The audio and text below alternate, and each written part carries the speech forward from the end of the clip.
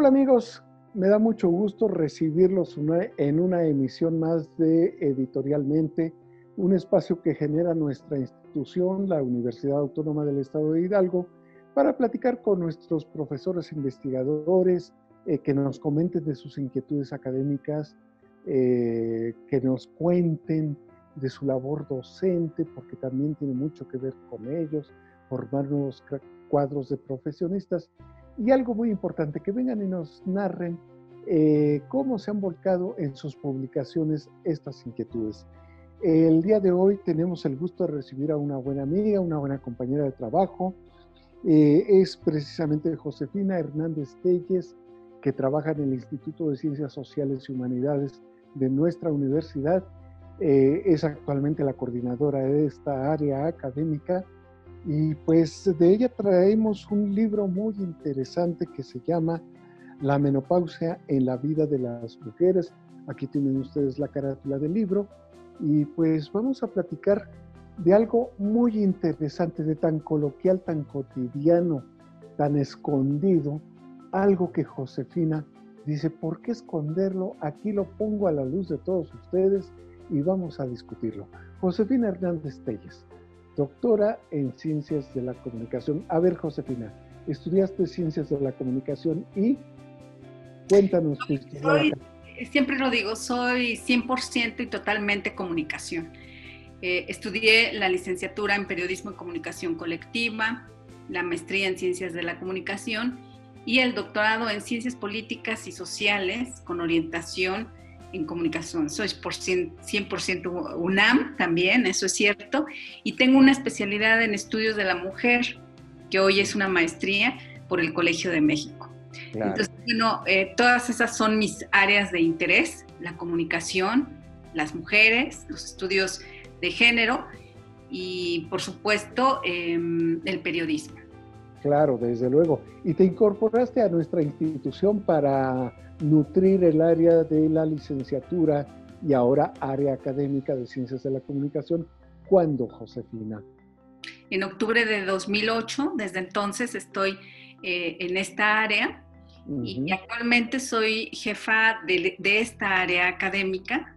También te quiero comentar que soy defensora de lectores del Independiente de Hidalgo, además de colaboradora. Tengo una columna justo que se llama El Derecho de Decir, que es exactamente para darle voz a los lectores de este medio universitario. Claro, Josefina. Me da mucho gusto recibirte, mucho gusto verte, porque ahora sí hemos estado en reclusión obligada, pero no en olvido y nada de eso. Y cuando los amigos de la Dirección de Ediciones y Publicaciones dijeron, vamos a presentar el libro de la menopausia en la vida de las mujeres, dije, desde luego voy a tener la oportunidad de reencontrarme con Josefina, de volverla a saludar. Y sobre todo, Josefina, en un libro en que tú pones el dedo en la llaga, porque aunque se han abierto muchas puertas a la discusión de temas de género, que lo del hombre es del hombre, lo de la mujer es de la mujer, de pronto tú dices, bueno, ¿y por qué no discutir y hacer públicos una serie de elementos que están allí en la mesa de la cotidianidad? Y tú nos presentas este libro donde hablas de un asunto muy interesante, muy inquietante, podría decirlo así también, para hombres y para mujeres.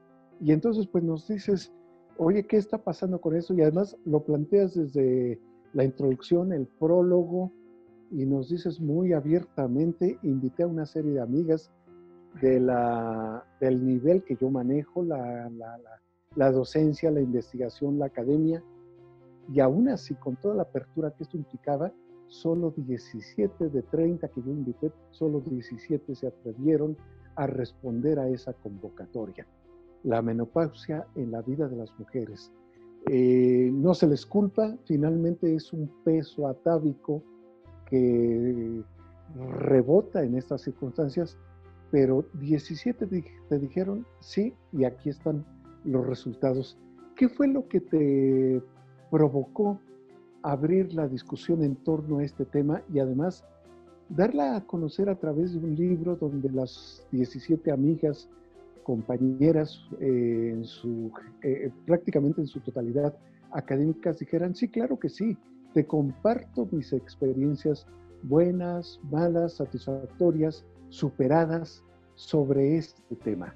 Cuéntanos, Josefina, ¿cuál fue el motivo para abordar este tema y hacerlo público? Pues como te comenté desde el principio, mi área de interés y de desarrollo pues son los estudios de las mujeres. Originalmente, bueno, desde el periodismo, después desde la comunicación. Y todo queda muy en lo conceptual, muy en lo teórico, pero hay experiencias que obviamente incluso este concepto de género pues nace desde el reconocimiento que el lugar que ocupamos en esta sociedad pues tiene que ver con nuestro cuerpo. Y en este proceso de vida, donde aparentemente está pues oculto, acallado, relegado e incluso socialmente estigmatizado, cuando te quieren ofender, pareces una mujer menopáusica. Así es, sí, sí, sí. Es un estigma. Así es una ofensa para las mujeres. Y sin embargo es pues parte de la vida y por supuesto que nos cruza, por supuesto que nos determina para la productividad, para nuestra relación con los demás, a nivel íntimo, a nivel social, a nivel colectivo. ¿Por qué no hablar de estas experiencias y que cruzan incluso políticas de salud? ¿No? Porque todo se habla como en la superficialidad. Como o en el ocultamiento. Sí, sí, sí, sí. Entonces dije, ¿por qué no hablar de esta etapa de vida que incluso me está cruzando a mí? O sea, claro que sí, vamos a explorar, porque además hay un enorme desconocimiento. No hay ni siquiera un conocimiento de voz a voz. Las madres, las hermanas, las amigas, no te quieren decir cómo es. Y en estos testimonios te das cuenta tú cómo cada quien tiene un proceso diferente de asimilación de esta etapa de vida. Entonces, esa fue como reconocernos desde lo cotidiano, desde lo íntimo, desde lo físico. Porque eso, por supuesto, se proyecta en lo social. Claro. Y además tú planteas algo muy interesante, esa combinación entre lo biológico, lo social y lo individual. Pones casos donde las mujeres viven de distinta manera, cada quien a su manera, pero en un contexto que les permite superar antes o después de mejor o peor manera este proceso biológico que si hubiera sido atendido de manera más abierta, con seguridad les hubiera propiciado una mejor aceptación de un proceso de vida, de una etapa, y sin embargo tú pones el dedo en la llaga cuando dices, esto pareciera ser un estigma, pareciera ser un tema que no debe abordarse en público y menos ante los demás. Es un tema íntimo, es un tema, tradicionalmente es un tema íntimo del que no se habla ni siquiera en la familia. Y tú de pronto dices, a ver, amigas universitarias, gente con una formación que la vida les permitió ser más abierta y superior, más cultivada, y de pronto les dices, ¿quieren participar? Y solo 17 te dicen sí. ¿Cuál fue este choque que encuentras en tus compañeras que de alguna manera se atreven, o mejor dicho, lo dicen con una naturalidad? Hay un trabajo por decir con naturalidad lo que es eso, natural. Y entonces, bueno, ¿cuál fue tu balance de estas amigas que te dijeron, sí, aquí está mi experiencia, y otras que dijeron, te escribo de otra cosa, te planteo de otro asunto, pero no me toques ese punto porque no puedo abordarlo? ¿Qué balance hiciste de esta situación? Sí, es muy curioso porque muchas de las que me dijeron no, incluso trabajan el tema de mujeres. Entonces, una en cosa, la otra. Sí, sí, sí. Entonces, pero hablar de sí mismas, ¿no? Y de esta cuestión tan personal, menos, ¿no?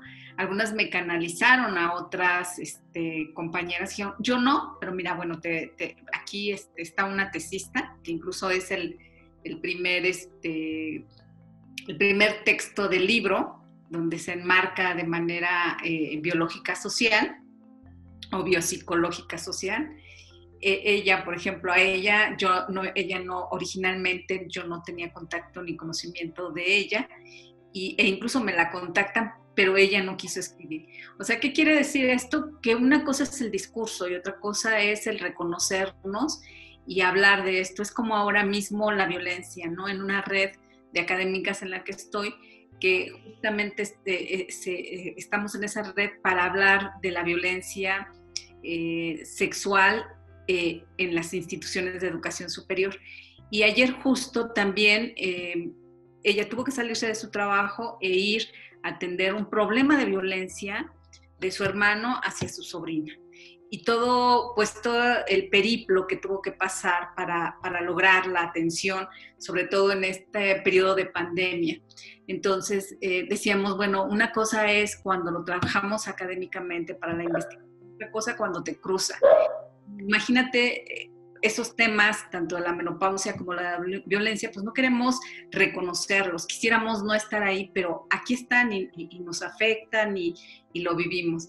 Entonces fue muy virtuoso el que otras dijeran, sí, incluso había un cuestionario guía que nadie, a final de cuentas, nadie respetó.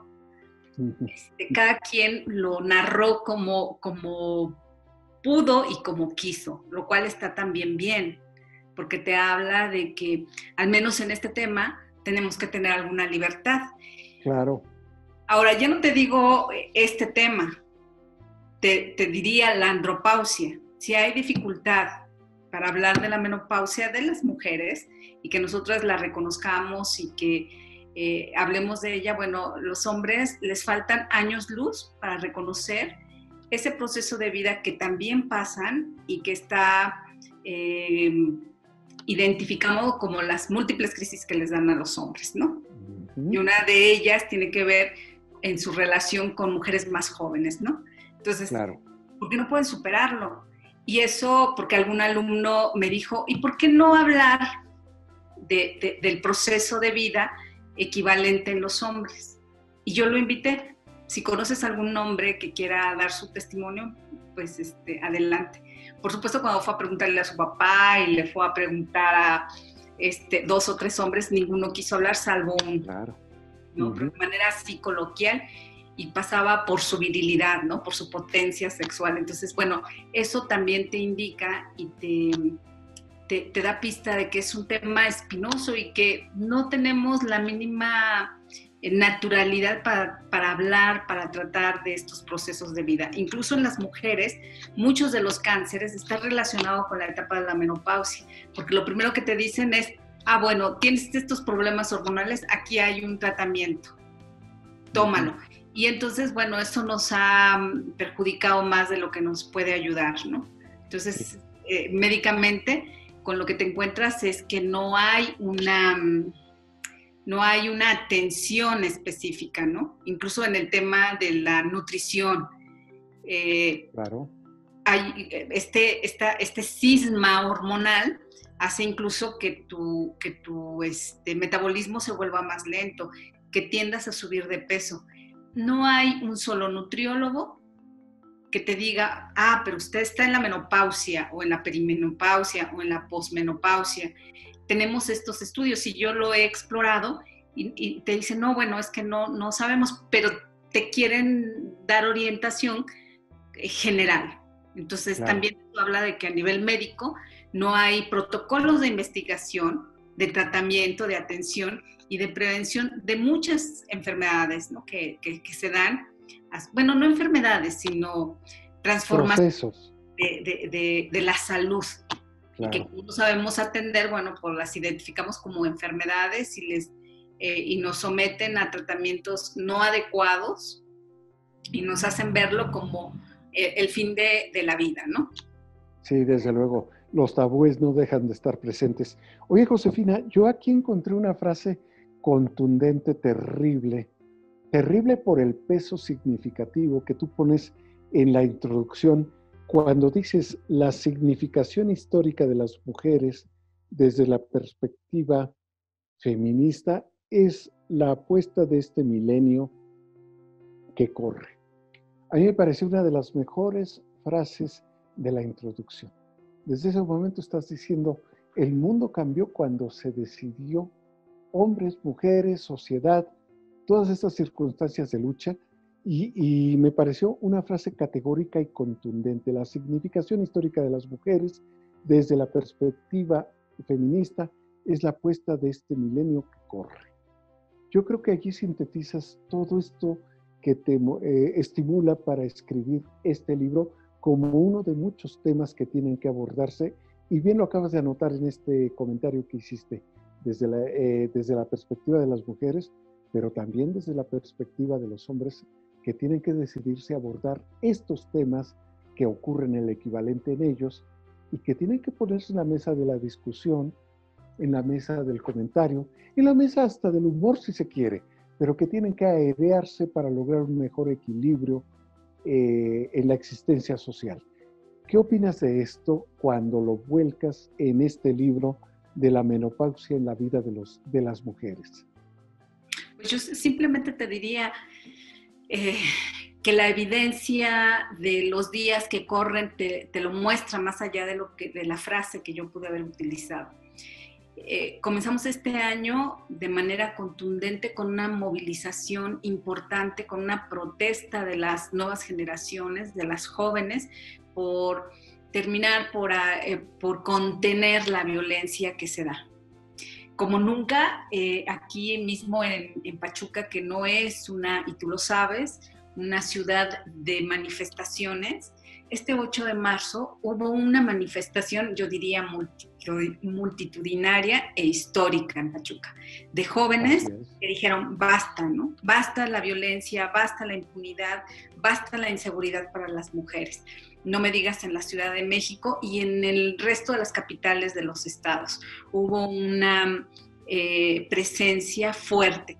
La misma Universidad Nacional Autónoma de México, con las tomas de las jóvenes que también hartas de esta indiferencia, y lo podemos decir así porque salen documentos, salen leyes, pero realmente no hay una sanción y en ese sentido no hay una erradicación de estas conductas violentas hacia las jóvenes. Está muy naturalizado y el hecho de que ellas hayan tomado por meses estas instalaciones para hacerse escuchar, pues dime si no es esta contundencia de la presencia de las mujeres reclamando su lugar como parte de la humanidad, con derechos iguales que los hombres, ¿no? Con un reclamo porque ese estatus ciudadano que tenemos, esa mayoría de edad que se nos otorgó legalmente en 1953, bueno, pues que sea real en muchos ámbitos. Entonces, ¿qué más contundencia esa de que el mundo no va a volver a ser lo mismo y que las jóvenes hoy están dispuestas a luchar por todas esas ganancias que han dado, no las de la segunda ola del feminismo, no las de la primera que fueron las sufragistas, sino desde que el mundo es mundo, ¿no? Y en nuestro país, te podría decir desde la época virreinal con Sor Juana Inés de la Cruz, ¿no? Claro, claro. Pues bueno, mujeres realmente ejemplares, definitivamente. En este libro, Josefina, tú organizas la participación en 3 grupos, digamos, aunque no los divides categóricamente o tajantemente, pero sí nos presentas 3 grupos. Las mujeres en el momento previo, pero que ya está tocando la puerta de la menopausia, las mujeres que la están viviendo y las mujeres que ya lo superaron o ya lo pasaron. Pero además nos presentas mujeres que tuvieron información familiar, académica, bibliográfica, mujeres que tuvieron orientación médica previamente, durante o después, y que en función de mucha información abierta, libre, pudieron superarlo de mejor o con más dificultad. Esto es muy interesante, pero además no solo es cómo pasaron estas etapas o las están viviendo, sino además nos planteas justo más allá del fenómeno biológico, el fenómeno social, la repercusión familiar, la aceptación de la pareja, las complicaciones culturales. ¿Por qué esta, que además tiene su lógica, pero por qué esta división entre el momento previo, el momento en vigencia y el momento pasado? Pues tiene que ver exactamente con mostrar un tanto, porque si pudiste identificar estos 3 segmentos de mujeres, te darás cuenta que todas lo viven de manera diferente. Tiene que ver con su historia personal, tiene que ver incluso con el lugar donde viven y cómo se desarrollan. Y algunas incluso lo acallan. Ahorita todavía no. O sea, y ahorita todavía no, porque es una perimenopáusica, que ya se va acercando, pero todavía no está, pues te habla de que no tenemos tampoco aceptación a ese proceso de vida, ¿no? O aquella que lo pasó y lo pasó muy mal, ¿no? Que tuvo una crisis severa. Entonces, yo creo que ese es el abanico que incluso es insuficiente para entender que es un proceso complejo, que es un proceso difícil de vida y que todavía lo hace más difícil el no poder reconocernos y aceptarnos, donde el sector salud sobre todo, donde a nivel social se estigmatiza y en el médico se ignora, se relega, te siguen tratando y te dan tratamientos de todo tipo, como si tuvieras 20, 30 años, sin identificar este proceso, es un punto de quiebre, un antes y un después, ¿no?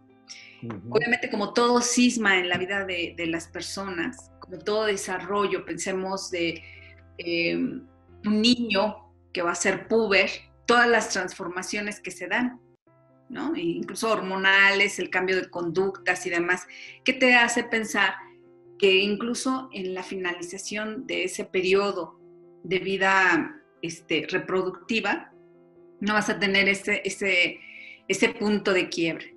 Y sin embargo no se reconoce, no se acepta, y sobre todo en las mujeres está el estigma, porque a final de cuentas nuestro valor social está asignado por la etapa reproductiva. Claro. Entonces no podemos aceptarlo.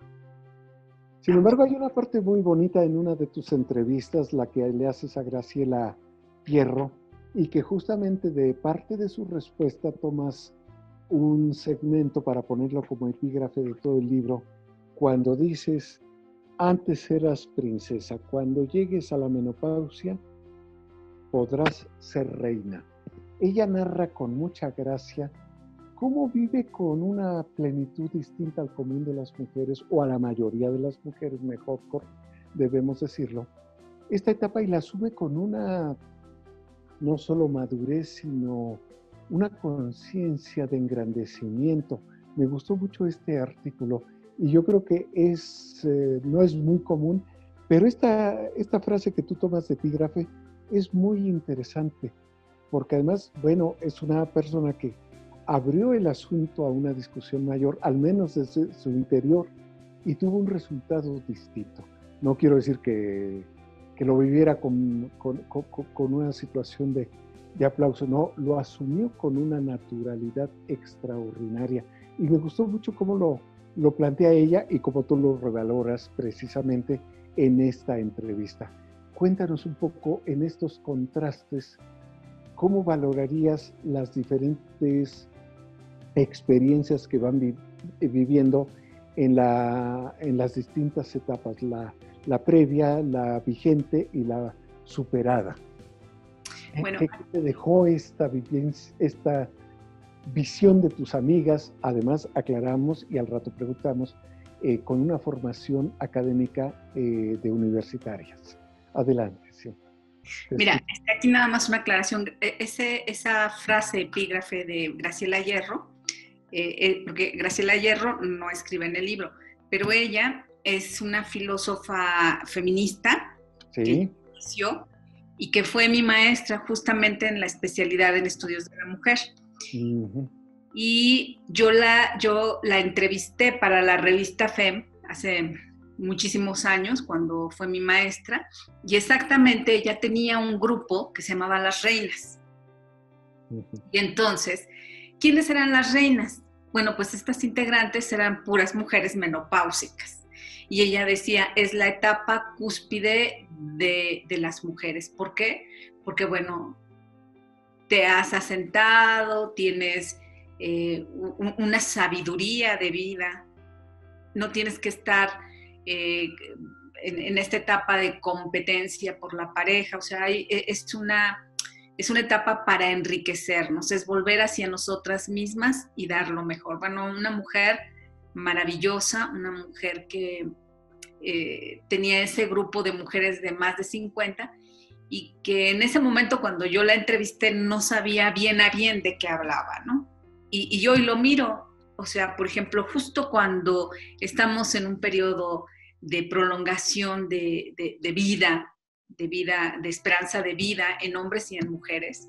O sea, una de las cosas de fines del siglo pasado y principios de este, bueno, es que hemos incrementado la esperanza de vida.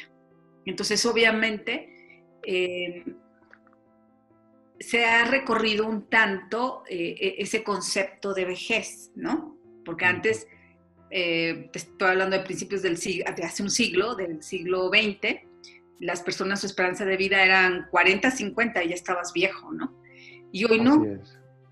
Hoy se supone que tenemos una esperanza de vida de 80 años y más. Dicen en los hombres 75, me parece, mujeres 78, pero yo creo que se ha recorrido todavía más. Sí, recórrele todo lo que quieras. Sí, así es, pero sí, bueno, hoy vemos y tenemos, no en mi caso familias, pero sí he visto en muchas familiares de 80, 90 años, que bueno, están muy bien de salud y muy activos. Entonces, ¿qué es lo que nos deja este trabajo, estas experiencias narradas? Pues de que hay una perspectiva, una beta de estudio de los testimonios de las mujeres, ¿no? De la historia de las mujeres, que se llama Her Story. Es decir, escribir nosotras nuestra propia historia, porque siempre somos recuperadas desde otras miradas. Entonces, en este texto es lo que buscaba, que nosotras dijéramos nuestras experiencias, cómo lo vemos, cómo los vivimos, con una mentalidad, sí, decimonónica sobre el tema, pero también en un proceso de transformación.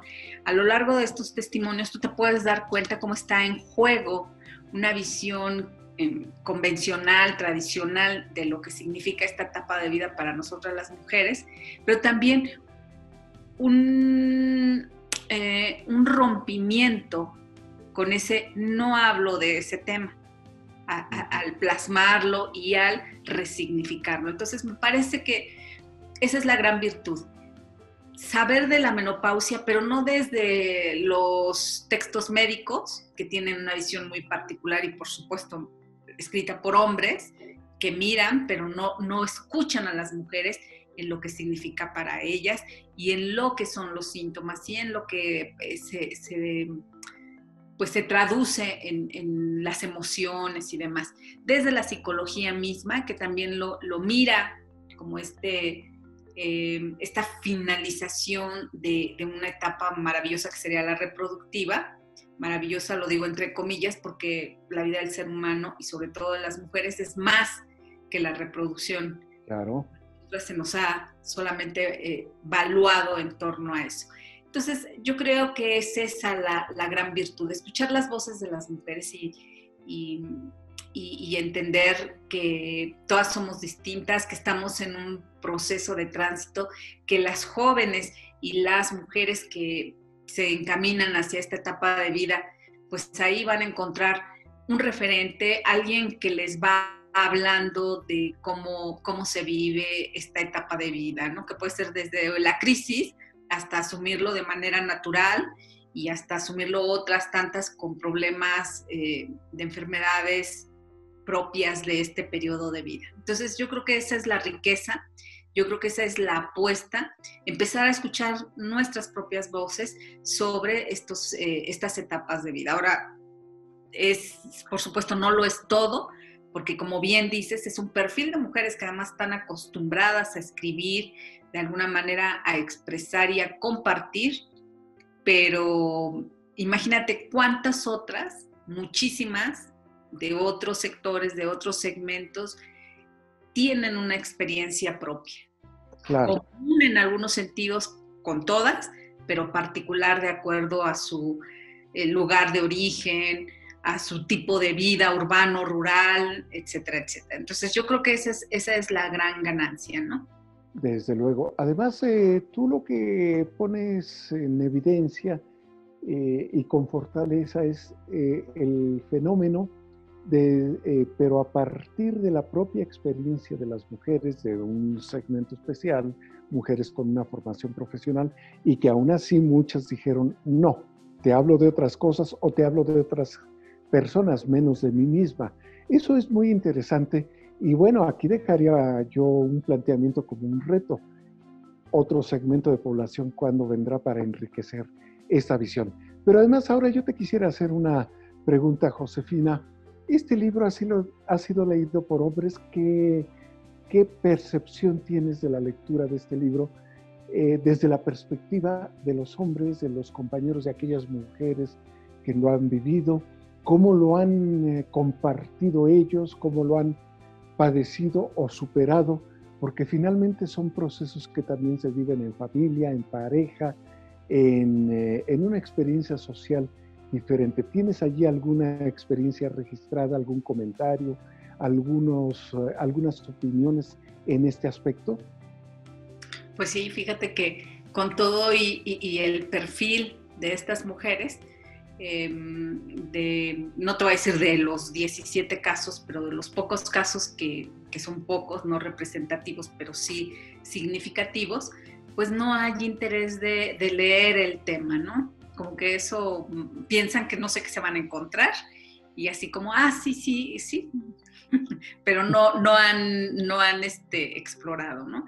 Entonces, yo creo que no solamente estamos frente a temas tabú por parte nuestra, sino sobre todo para ustedes todavía más complicado. O sea, yo celebro que tú hayas dicho, ay, sí, perfecto, vamos a presentar su libro, el tema de la menopausia, y lo leíste, seguramente algunos testimonios o todos, no lo sé, pero no dijiste, ay, bueno, de este no vamos a hablar, porque habla de la menopausia y eso, ¿qué tiene que ver con nosotros, no? O sea, más con una justificación lógica, pero que tendría que ver con prejuicios o con distanciamiento, ¿no?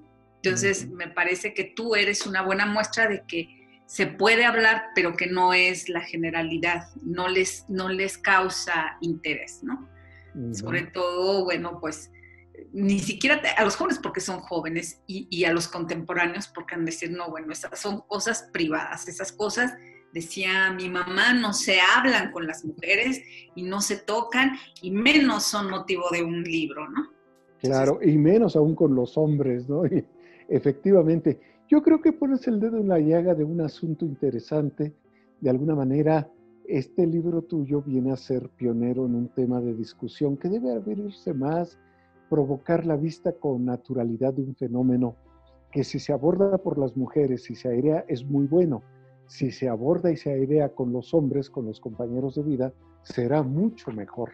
Entonces, bueno, yo creo que esto te estará estimulando por allí algunos temas de investigación que deriven de este aspecto, mujeres de otros sectores, la apreciación de los hombres, ya lo decías hace rato, la andropausia, cómo va a ser abordada y si se combinan andropausia, menopausia, qué vendrá para encontrar mejores soluciones a la vida, no al final de la vida, a la continuación de la vida. ¿Qué opinas en este aspecto?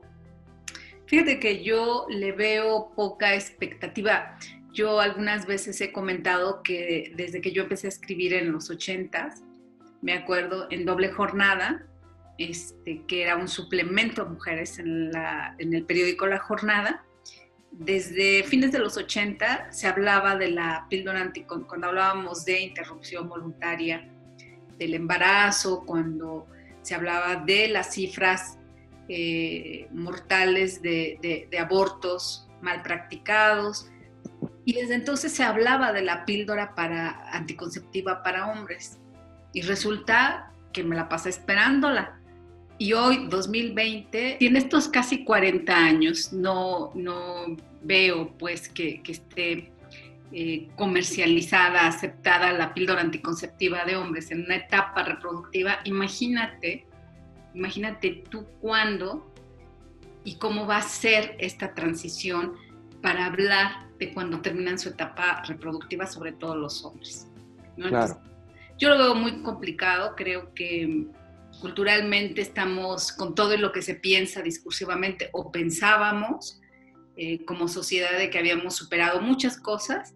Creo que estamos todavía años luz, porque casualmente cuantas más ganancias tuvimos terminado el siglo XX, resulta que la reacción ha sido muy virulenta de parte de un machismo que se niega a morir y que está instalado en hombres y mujeres. Entonces sí, es un poco, pues todavía falta bastante para que podamos llegar a ese punto de, a ver, si me costó trabajo con las mujeres que expresaran esta etapa de vida, imagínate que van a escribir sobre la andropausia, o los estudios de masculinidades que han iniciado los hombres. Comienzan hablando de su violencia. Yo hasta ahora, no te voy a decir que he revisado todo, pero lo poco que he revisado se amparan en los estudios de género, en el feminismo, pero no hablan de su malestar, de qué realmente les está sucediendo, de por qué esta violencia. Yo todavía no encuentro un testimonio. Las mujeres, cuando empezaron a escribir, empezaron a hablar de sí mismas y lo que les estaba sucediendo y lo que querían y aspiraban. Los hombres, en estudios de masculinidades, hablan de su violencia, pero no hablan de qué provoca esa violencia. Y dicen, es el patriarcado, es el sistema, pero no dicen, a mí, las mujeres, me molesta que se pongan a dialogar al tú por tú, porque yo aprendí, o porque a mí me dijeron que las mujeres tenían que acatar lo que yo dijera, que los hombres teníamos la voz y dirección de las cosas. Eso no te lo dicen ellos. Entonces, creo que todavía les cuesta muchísimo, y a estos hombres interesados por mover ciertas cosas de su violencia, pero que no se atreven a reconocer su malestar y de dónde surge eso. Entonces, no quiero pensar que se pongan a hablar de su andropausia, de todo lo que les significa, porque su valor está centrado en la potencia sexual, y la andropausia tiene que ver con ese momento de vida donde todo decae, ¿no? Sí, se transforma. Josefina, tu libro vino a provocar muchas inquietudes, muchas molestias, muchas aperturas de visión. Y por otra parte, yo te quisiera hacer una pregunta. ¿Cómo ves tu libro a partir de este fenómeno social mundial que nos dejó el coronavirus? Después de esto tenemos que cambiar muchas expectativas. Hombres y mujeres han tenido que estar en un espacio común más fuerte de lo que imaginábamos por la cotidianidad.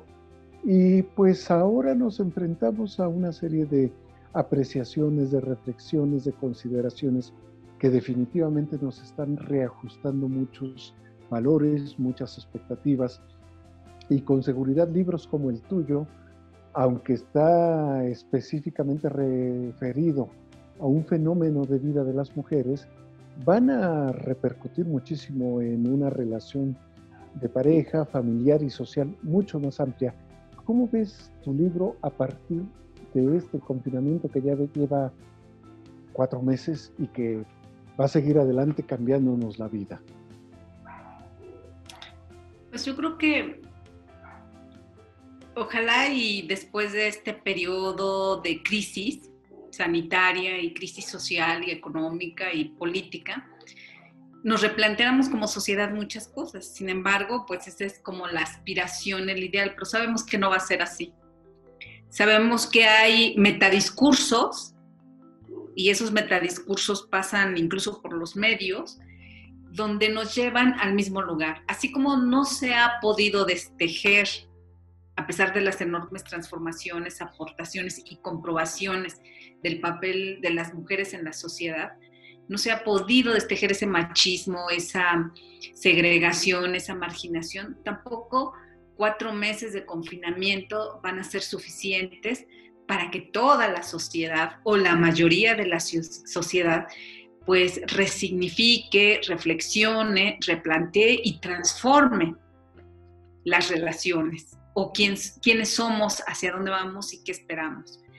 Algo tan simple cuando estás viendo cómo políticamente cuestionan, señalan las condiciones y las políticas de salud que se han seguido en esta pandemia, y dices, ¿y no tienen memoria? O sea, escuchaba a alguien tan importante como Denise Dresser, una politóloga, líder de opinión, y decía, es que México tenía todo para bien responder a esta crisis y no lo ha hecho. O sea, saltan, hoy nos dicen que van a hacer, que el pico está en fecha y que no sé, y que no siempre no, que salgan, que el cubrebocas, y dices, ¿de qué está hablando? O sea, como si no reconociéramos qué tipo de país somos, cuál era el estado del sector salud en el país, cómo estaba desmantelándose la salud pública, las instancias gubernamentales, cómo esas predicciones que están dando sobre la conducta de la pandemia, pues es relativa, porque con lo que se está trabajando es con la conducta humana. Y esa conducta humana es impredecible. Y si todos nos quedáramos sentados y no saliéramos como se esperaba y como se indica, probablemente no habría estos saltos de liebre que tenemos, ¿no? Entonces, si en eso, y gente tan acostumbrada a la reflexión, a la evaluación, te dice eso, pues de ahí para abajo, ¿no? Entonces, claro. 4 meses, ¿no? Esta situación que vivimos hoy es consecuencia de muchas cosas, entre ellas ecológica. Sí. ¿Vamos a cambiar de verdad nuestras pautas? Pues es muy complicado. Entonces, bueno, yo espero que estos libros contribuyan a poner, para algunas personas, que no aspiro a muchas, pero quien lo lea, que diga, bueno, sí, ¿verdad? Habría que verlo de otra manera. Entonces, son procesos lentos, la transformación mental, cultural es de largo aliento, pero pues empieza a haber puntos de quiebre y creo que estamos en una etapa, y momentos como estos a veces aceleran, pero no quiere decir que reviertan completamente. Pero aceleran, y en ese sentido tu libro es una aportación importante, es una aportación que restriega a la sociedad la importancia de dar un giro a la interpretación de estos fenómenos. Yo te quiero agradecer esta conversación, ha sido interesante, tu libro es una provocación a una reflexión diferente, y quiero cerrarla nuevamente con esa frase que a mí me impactó mucho: la significación histórica de las mujeres desde la perspectiva feminista es la apuesta de este milenio que corre. Me parece contundente, me parece fuerte, y me parece que nos tiene que obligar a pensar las cosas de diferente manera. Josefina Hernández Telles, muchísimas gracias. Interesante la lectura de este libro. Me tocó aportar algún tiempo la preparación editorial de este libro. Estuve en comunicación contigo. Andábamos por el correo electrónico persiguiéndote en España, luego no sé, en Holanda me parece, por aquellos lugares. Y bueno, andabas en otros linderos del mundo, pero estábamos trabajando este libro. Te felicito por él y espero que muchos amigos estén pendientes para buscarlo una vez que la contingencia disminuya y podamos abrir Carácter Librería de nuestra universidad en Ciudad del Conocimiento. Gracias, Josefina Telles, y pues seguimos en espera del próximo libro, de la próxima reflexión. Muchísimas gracias. Muchas gracias, Marcial, y pues enhorabuena, que te ha gustado y que espero que sea motivo para un poco desmitificar estos temas desde la publicación, desde la investigación, desde este espacio universitario. Muchas gracias. Gracias a ti. Muy buenas tardes, Josefina. Muchísimas gracias. Y a usted que nos ha seguido en Editorialmente, gracias por atendernos. Y recuerde, esté pendiente para que escuche nuestra próxima emisión de este programa de la Universidad Autónoma del Estado de Hidalgo. Soy Marcial Guerrero, le agradecemos su compañía. Hasta luego.